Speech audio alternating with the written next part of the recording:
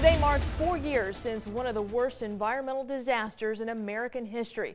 Late on April 20th, 2010, the Deepwater Horizon oil rig exploded in the Gulf of Mexico. 11 of the platform's 126 workers were killed. Oil spewed out into the Gulf for nearly 4 months straight afterward.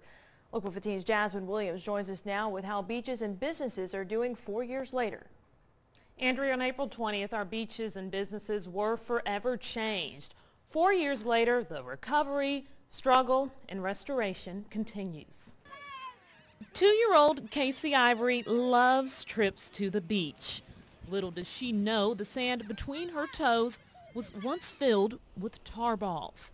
On April 20th in 2010, a massive explosion rocked the BP Deepwater Horizon oil rig. Images of oil spewing into the water made waves across the nation, and so did word of the lasting environmental and economic effects. In Bayou la Batre, Drawdy's crab company was forced to cut back on hours and employees.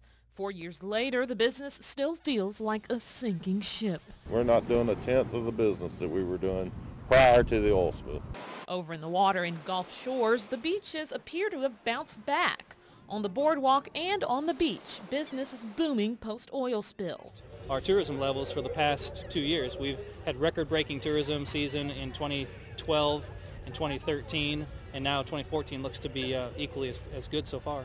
4 years ago, cleanup crews were sifting through all of this, and the beaches, they appear pretty clean now here in Gulf Shores, but experts say the real problem lies below the top layer.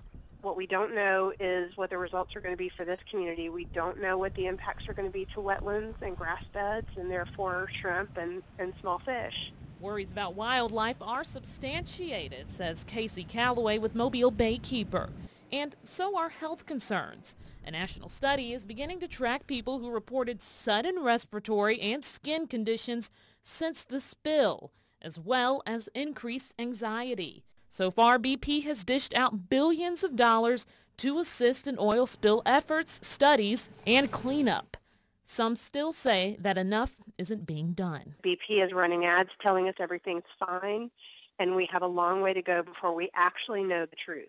Now, since the spill, companies like Drawdy say the future feels like uncharted waters, while cities like Gulf Shores are making waves 4 years to the date.